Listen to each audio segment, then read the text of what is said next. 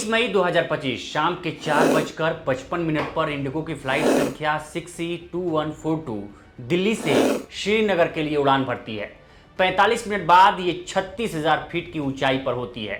जैसे ही फ्लाइट पठानकोट के पास का इलाका पार करती है, अचानक मौसम बिगड़ने लगता है। देखते ही देखते तेज हवाओं के साथ बारिश और ओलावृष्टि शुरू हो जाती है। फ्लाइट भयंकर टर्बुलेंस में फंस जाती है। 36,000 फीट की ऊंचाई पर फ्लाइट में 227 लोग सवार होते हैं। तेज झटकों के साथ फ्लाइट हवा में हिचकोले खा रही होती है। यात्रियों के बीच चीख पुकार मच जाती है। केबिन में रखे सामान लोगों के ऊपर गिरने लगते हैं। कुछ यात्री प्रार्थना और दुआ करते हैं तो कुछ यात्री इसे अपनी अंतिम यात्रा की तरह याद कर रहे होते हैं।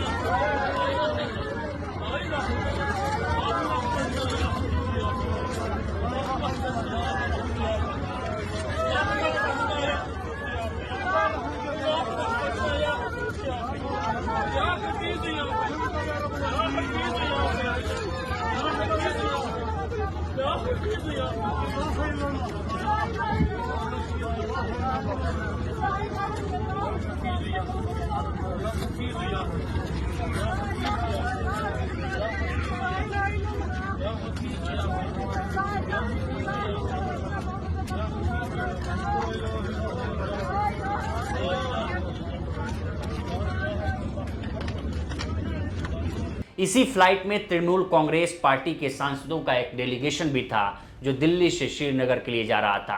टीएमसी सांसद डेरेक ओब्रायन 36,000 फीट की ऊंचाई पर उस दहशत के पल को याद करते भावुक हो जाते हैं। उन्होंने उस पल का जिक्र एक लेख लिखकर किया है जिसमें वो बताते हैं कि उस वक्त कुछ भी याद नहीं आ रहा था, ना किसी संसद की बहस, ना कोई सदस्य और ना ही कोई बड़ा राजनीतिक मुद्दा। अगर कुछ याद आ रहा था तो सिर्फ आने वाले कुछ दिनों में इकलौती बेटी की होने वाली शादी और वो लोग जिनसे वो बेपनाह मोहब्बत करते हैं। डेरेक ओब्रायन ये सब सोच ही रहे थे कि प्लेन तेजी से नीचे की तरफ गिरने लगता है। यात्रियों को लगता है कि प्लेन के इंजन काम करने बंद कर दिए हैं, लेकिन तभी केबिन से एक अनाउंसमेंट होती है कि सभी यात्री बेल्ट बांध लें।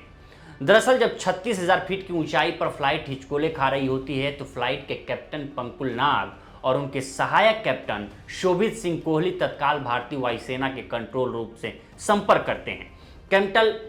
कैप्टन पंकुल नाग भारतीय वायुसेना से फ्लाइट का रास्ता बदलकर पाकिस्तान की तरफ करने की अनुमति मांगते हैं ताकि तूफान से बचा जा सके, लेकिन अनुमति नहीं मिलती है। स्थिति और खराब होती जाती है। फ्लाइट के चारों तरफ बिजलियां कड़क रही होती हैं और फ्लाइट पर तेजी से ओले पड़ रहे होते हैं। स्थिति को गंभीर देखते हुए कैप्टन पंकुल नाग पाकिस्तान के लाहौर एयर स्पेस में एंट्री की रिक्वेस्ट भेजते हैं, लेकिन वहां से भी रिक्वेस्ट रिजेक्ट हो जाती है क्योंकि ऑपरेशन सिंदूर की वजह से पाकिस्तान और भारत दोनों ने एक दूसरे के लिए एयर स्पेस बंद कर दिए हैं।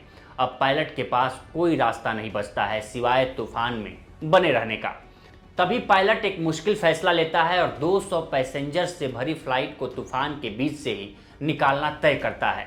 227 जिंदगियों को साथ लेकर उड़ रहे कैप्टन पंकुल नाग एक अनाउंसमेंट करते हैं, यात्रीगण कृपया धैर्य बनाए रखें, हम कुछ ही क्षणों में श्रीनगर एयरपोर्ट पर सुरक्षित लैंडिंग करने वाले हैं। इस अनाउंसमेंट के कुछ ही सेकंड बाद एक और अनाउंसमेंट होता है कि सभी यात्री अपनी सीट बेल्ट बांध लें क्योंकि हम श्रीनगर एयरपोर्ट पर लैंड करने वाले हैं।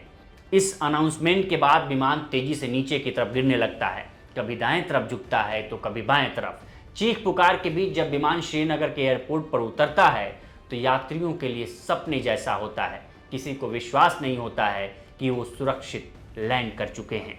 जो कुछ समय पहले मौत को सामने देख रहे होते हैं, धीरे धीरे यात्री उतरने लगते हैं, लेकिन डेरेक ओब्रायन उस फ्लाइट में तब तक बैठे रहते हैं जब तक सभी यात्री उतर नहीं गए।